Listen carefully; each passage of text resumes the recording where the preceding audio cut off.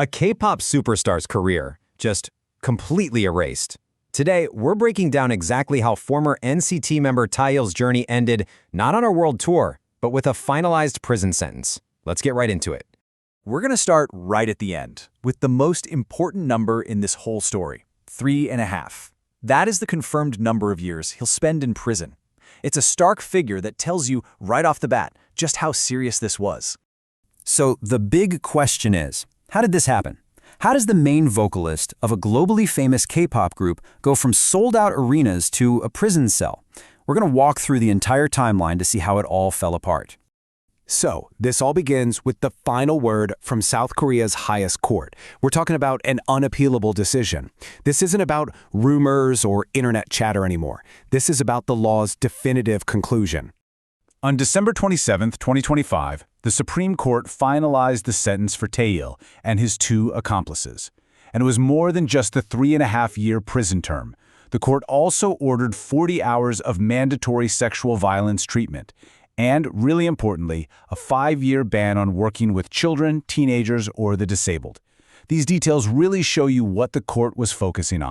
But to really understand that verdict, we have to rewind. We've got to go all the way back to the beginning, to the one single night that kicked off this whole chain of events. Okay, so here's what the court records say happened. In Seoul's popular Itaewon district, Taeil and two friends met a foreign tourist who was heavily intoxicated. They then took her to a residence where they assaulted her. And here's the critical phrase from the court: she was unable to resist. That vulnerability, well, that became the absolute cornerstone of the entire case against them.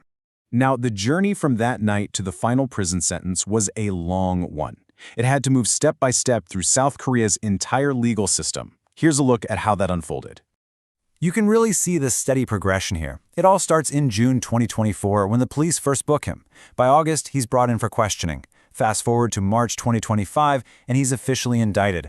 Then in July, the first court hands down that 3.5-year sentence. He appeals, but in October, the appeals court agrees with the original verdict. And finally, in December 2025, the Supreme Court just dismisses his final appeal. At every single stage, the legal system came to the exact same conclusion. Of course, while all of this was happening in the courts, his actual career was basically imploding in real time. And in the K-pop world, that fallout was incredibly fast and totally irreversible. I mean, the contrast is just wow. Before all this, he's the main vocalist for a massive, globally popular group. After, he's expelled, his contract is terminated, his career as an idol is just done. And get this, his agency, SM Entertainment, made this call way back in August 2024, just 2 months after the incident happened. So his K-pop career was effectively over long before the final gavel even fell.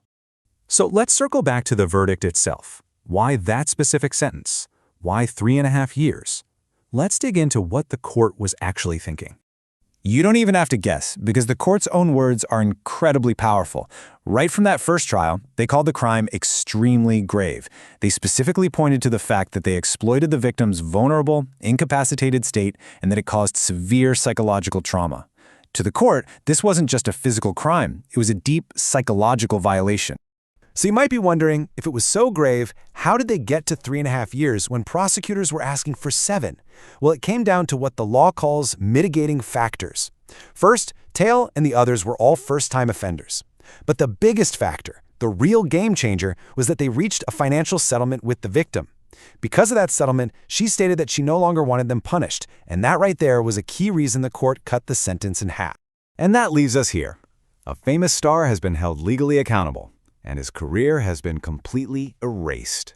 The system worked. But what does a case like this truly signal about justice and accountability in the massive global industry that is K-pop?